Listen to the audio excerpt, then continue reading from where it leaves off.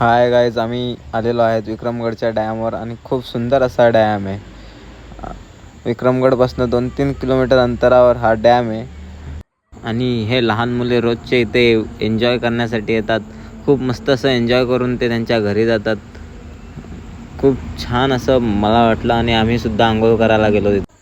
आणि यांनी बघा कशी झाडावरनं उडी टाकली होती. सर्व बघतच राहिले होतो आम्ही. खूप छान अशी उडी टाकली होती त्याने आणि खूप खोल असं पाणी तिथे.